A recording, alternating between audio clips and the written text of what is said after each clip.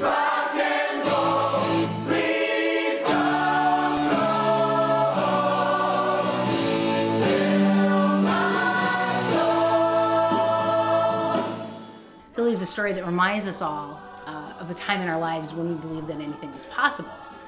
And when people leave the theater, they believe again. Starry lights blazing out a trail for love tonight. It's those starry lights making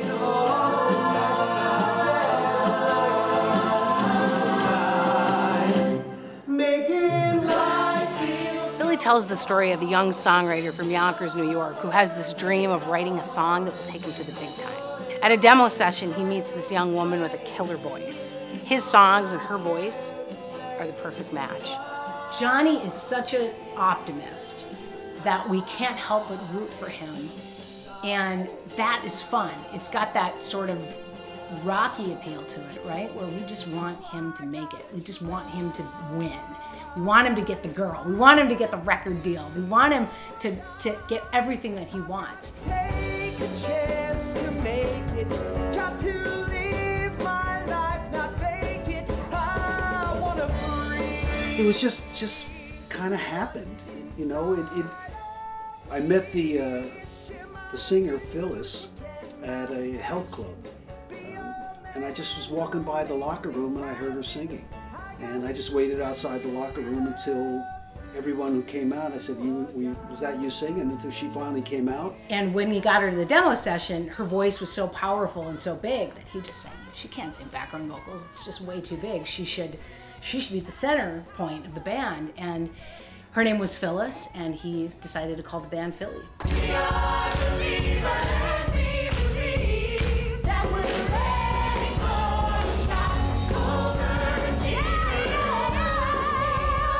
and we'll give it all we got. The show is written by John Cowell, and it's based on his life story of how he grew up in Yonkers, New York, and was a songwriter. His family had an Italian butcher shop in the projects. You know, Philly was such an incredible experience, an incredible band. It was an unbelievable collection of musicians. One day I got this email from John Cowell, the writer-composer of Philly. He had written this original musical and needed a director, and he gave me a script and a CD of the demos and said, take a look and let me know what you think. I immediately loved the music. It was catchy, contagious. It was music that, as a kid, I absolutely would have been listening to, that I think probably all of us would have been listening to. Philly has 26 musical numbers. They bridge from rock and roll to pure, you know, Walt Disney type ballads. When you really love someone,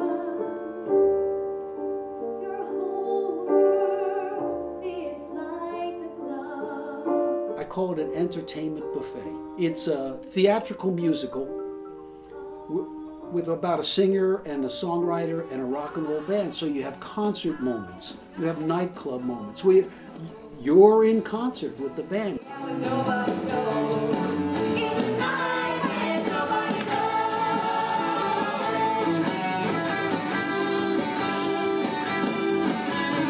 So I directed the first iteration of the show in 2014, and audiences loved it. They came back again to see it. We sold out. I think we found from that experience that the show had life and promise.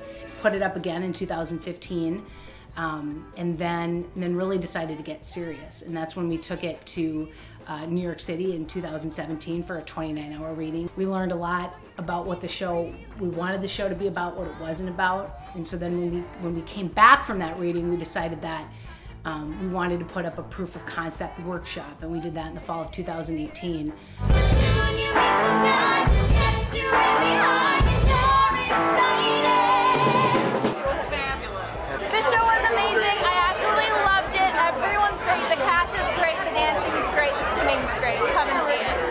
Moments in there were perfectly timed.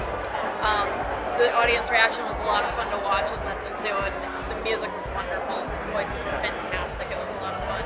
Really enjoyed it. Really good. Felt like I was in New York City.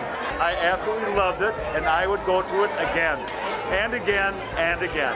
Philly's success is really attributed to the fact that it appeals to a multi-generational audience of both men and women, and especially to audiences that don't traditionally like musical theater.